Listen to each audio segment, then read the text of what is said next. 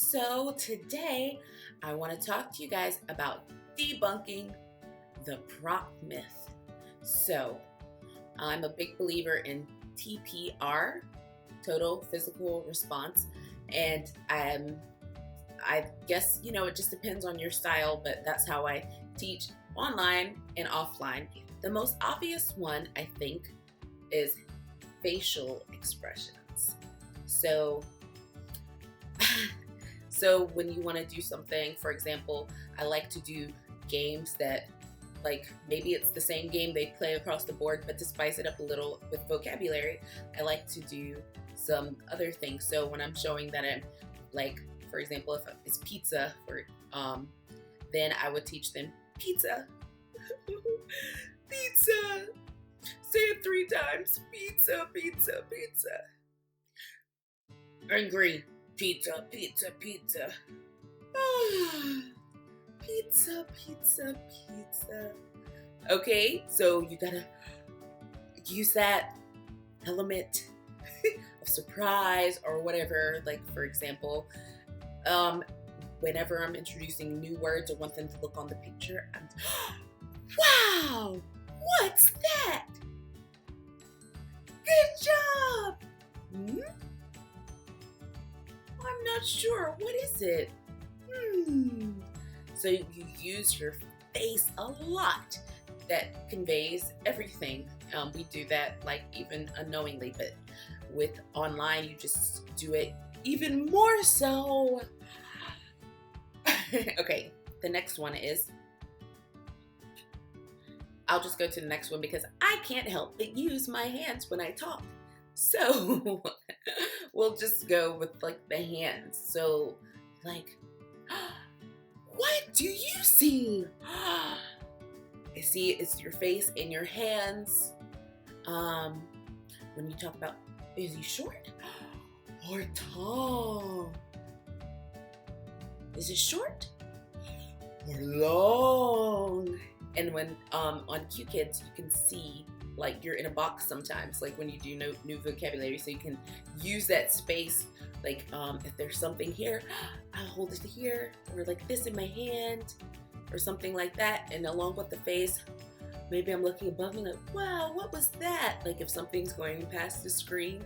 So you can just, these two alone, I feel like, are your props. The biggest props that you have is your face and your hands. Like, you can convey everything you want. What did you say? Good job! Wonderful! Are you sure? What is it? See, it just makes it more fun and engaging for the students. So the next one is voice modulations. So that is your volume, the sounds that you make, all of those things. That is a prop. It's an intangible prop, but it's a really effective prop. For example, I'm just going to stick with the vocabulary of pizza. So sometimes Qkids recommends, when you do the new vocabulary, saying it at least 3 times. So to make it spicy and not just them having to just say pizza, pizza, pizza, you can do it in fun ways. For example, can you say pizza like a robot? Pizza, pizza, pizza. Good job! So you can make it really fun like that. You can do it with a volume. Pizza, pizza, pizza, pizza! And you can start at top. Pizza, pizza, pizza. There's so many ways. Same with the angry one. Can you say pizza angrily? Pizza, pizza, pizza. Can you say it sad? Pizza, pizza, pizza. So those are the ways, like, between those 3 already, your face, your hands, and your volume, the kids are hooked. Okay, so the next one goes along with the volume / voice modulations. It's just sound effects. For example, with Qkids, they might have like 3 treasure boxes, and then they have the vocabulary in each one of those, and they can mix it up. Well, when we mix it up, we're using our hands, but I also use sound effects. Oh, the kids just find that so funny, and they like to do it along with you. Okay, let's mix it up. So, or just anything like that.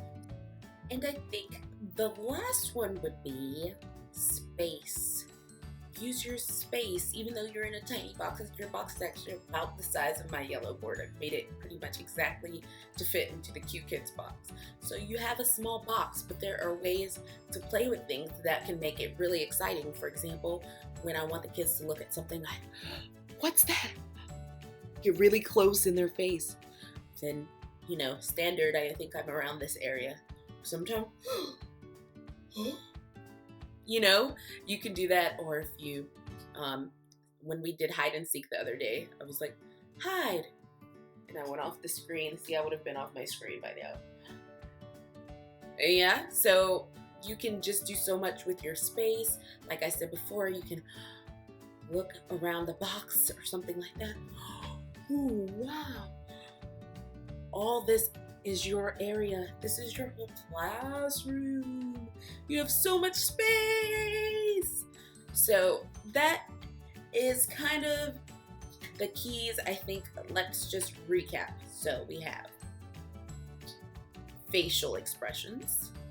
We have hand gestures.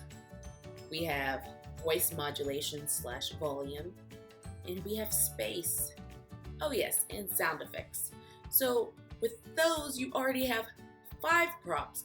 And within those 5 props, you have tons of things you can do with each.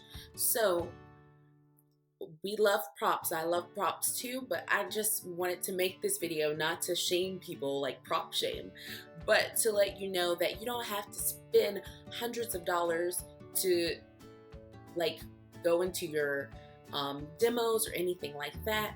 Some people, I feel like they dive into the world of YouTube and find these amazing videos, but they have tons of props. Their backgrounds are like fantastic, and then it makes you feel like, oh, well, maybe I can't do this. But I want to let you know that you can. It doesn't take money to make money. Sometimes it does, but in this instance, it doesn't. So just make sure that you're using your props very well, and that will translate. And if you do want to have a couple of props, like I do have 2 props, and if you want a couple of props, like for a demo, if you feel you need it, because you might for some, like VIPKid, then you can get like an apple off the table or anything like that. Like, don't run out doing tons of things. This is one hack, and maybe I'll make a whole video on this later, but for my VIPKid interview, I knew that I probably need something like a whiteboard, so I took a piece of A4 paper and I put masking tape, clear masking tape on it, and made my dry erase board. I put it on the front and the back. I already had some dry erase markers, and that's what I used, just so they could see that I knew how to use that prop. But what I'm saying is, props you don't have to buy props.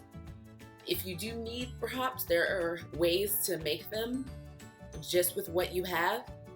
And then as time goes on and you find out like what your style is more, maybe you want props, and props are great. So you use your props.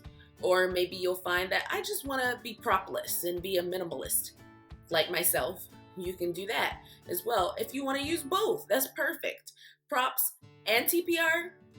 But I just want to let you know that TPR is just as important, if not more important, than props, because that shows your personality, it engages the students, and it's really exciting. And it's exciting for me to do it as well. And I feel energized and happy throughout the class because I'm not boring myself either. So the props I have, in case you're wondering, I have this microphone that I use, but these props can be used, I always do that, just space out. So these props can be used, or I can use TPR. So this one I use when this let's sing portion, and I'll just do this to encourage the students to sing. But like you just saw, I can do it without it as well. Just depends on how I'm feeling that day. You can do like, can you try?